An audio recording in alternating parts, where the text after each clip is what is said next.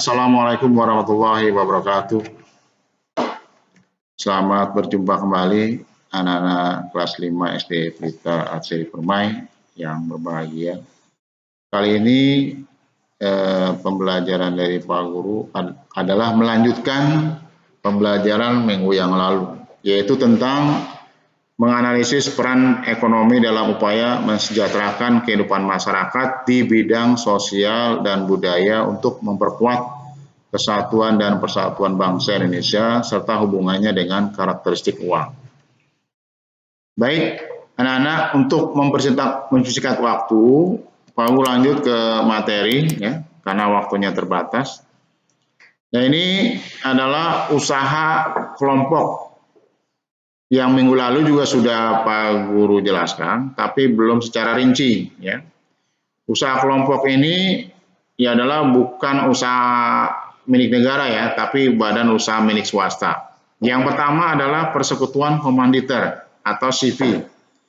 Apa ciri-cirinya? Yang pertama didirikan oleh beberapa orang, berarti lebih dari satu orang. Anggota terdiri dari anggota aktif dan pasif. Apa itu anggota aktif? Yaitu anggota yang menanamkan modal dan menjalankan usaha, itu aktif. Ya. Kemudian kalau anggota pasif adalah anggota yang hanya menanamkan modal saja, yaitu ada di persekutuan komanditer atau CV. Ya. Yang kedua adalah firma. Firma didirikan oleh 2 orang atau lebih. Usaha dijalankan oleh anggotanya, ya, seluruh anggotanya. Semua risiko ditanggung jawab bersama. Nah, ini apa bedanya CV dengan firma? Nah, bedanya itu di anggota, ya. Kalau di CV anggotanya terbagi 2, ada anggota aktif, anggota pasif. Kalau di firma tidak ada, semuanya aktif. Karena usaha yang dijalankannya adalah oleh semua anggotanya. Itu perbedaannya. Ya. Kalau di CV ada yang aktif, ada yang pasif. Tapi kalau di firma seluruhnya aktif. Makanya semua risiko ditanggung jawab bersama. Baik keuntungan maupun kerugian ditanggung jawab bersama. Ya. Kemudian yang ketiga adalah perseroan terbatas atau PT, ya. PT didirikan oleh 2 orang atau lebih, ya, didirikan oleh 2 orang atau lebih. Kemudian modal berasal dari penjualan saham, ya. Apa itu saham? Saham adalah surat berharga yang menjadi bukti kepemilikan perusahaan. Ya. Saham dapat diperjualbelikan kepada orang lain. Pemilik saham merupakan pemilik perusahaan. Keuntungan diperoleh pemilik saham tergantung banyak saham yang dimiliki. Nah, ini tadi di depan Pak Guru jelaskan, ya.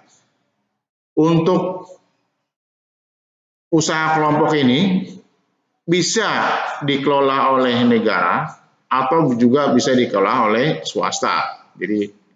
Jadi Pak Guru salah menjelaskan, ya.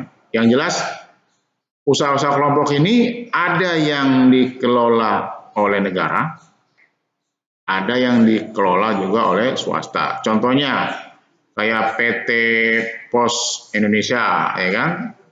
Nah, itu kan perusahaan. Nah, itu dikelola oleh negara, ya. Kalau PT Indomobil, nah berarti itu perusahaan yang dikelola oleh swasta, ya. Nah, ini nama usaha kelompoknya ada 3, yaitu yang pertama adalah CV atau perseroan komanditer, yang kedua firma, yang ketiga adalah PT, perusahaan terbatas, ya. Jadi apa bedanya dengan CV sama firma? Tadi kalau didirikannya sama, ya, lebih dari 2 orang. Nah, kalau PT modalnya itu berupa saham, ya, beda dengan firma dan CV. CV dan firma tidak ada saham, ya. Nah, kemudian keuntungan dari PT ini, ya banyaknya saham yang dimiliki oleh perusahaan tersebut, orang yang memiliki jumlah saham yang terbanyak maka akan mendapatkan keuntungan yang banyak. Nah, ya, itu bedanya dengan perusahaan yang CV dan firma. Nah, kemudian ada usaha kelompok, tapi berbeda dengan tiga tadi. Tadi CV, firma, dan PT itu berbeda dengan yang keempat ini, yaitu koperasi. Apa bedanya? Kalau yang ketiga itu, ya, namanya badan usaha. Tujuannya adalah mendapatkan keuntungan yang sebesar-besarnya. Ya, mendapatkan keuntungan yang sebesar-besarnya. Tapi beda dengan koperasi. Koperasi bertujuan bukan untuk mendapatkan keuntungan, tapi untuk mensejahterakan anggotanya. Ini, ya.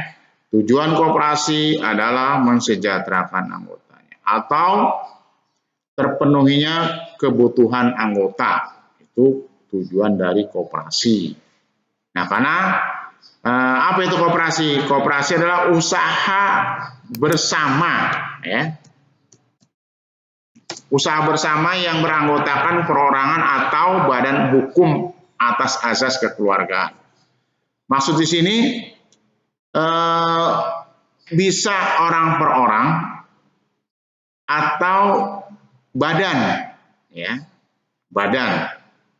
Contoh badan misalnya koperasi pegawai negeri. Nah, itu berarti kan badannya pegawai negerinya, ya, ya. Kemudian koperasi sekolah. Nah, berarti badannya itu sekolahnya, gitu, berupa badan hukum yaitu sekolah. Ya, kalau yang perorangan ya bisa misalnya koperasi serba usaha,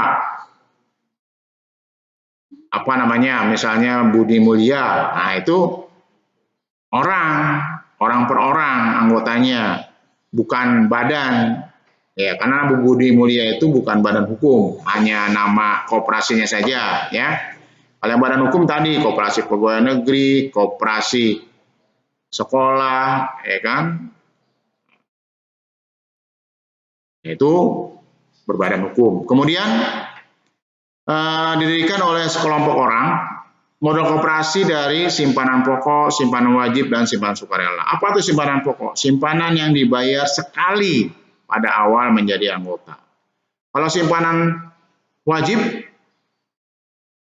adalah simpanan yang dibayar setiap bulan selama menjadi anggota. Jadi kalau selama menjadi anggota tiap bulan dia bayar. Tapi uangnya tetap uang dia, istilahnya dia bayar setiap bulan, itu dicatat. Itu seperti tabungan. Ya, nanti kalau dia keluar jadi anggota bisa diambil uangnya. Yaitu simpanan wajib yang dibayar setiap bulan. Kemudian simpanan sukarela, simpanan yang dibayar kapan saja dan berapa saja. Tetap dicatat. Ya, si A simpanan wajibnya sekian, simpanan pokoknya sekian, simpanan sukarela sekian, dijumlah. Kalau dia sudah tidak menjadi anggota lagi, keluar, maka bisa diambil uangnya. Itu namanya simpanan pokok, wajib, dan sukarela. Kemudian ada yang namanya rapat anggota. Rapat anggota merupakan pemegang kekuasaan tertinggi. Jadi bukan orang ya, tapi rapatnya. Nah, contoh-contoh koperasi, KUD, koperasi unit desa, koperasi pegawai negeri, koperasi serba usaha, koperasi sekolah, ya kan? Keuntungannya berupa SHU atau sisa hasil usaha. Ya. Nah, itulah anak-anak penjelasan dari Pak Guru. Karena waktunya terbatas, kamu kerjakan latihan ya di buku latihan, dan kamu nanti kumpulkan sesuai dengan jadwal yang sudah ditentukan. Nah, ini tugas latihannya.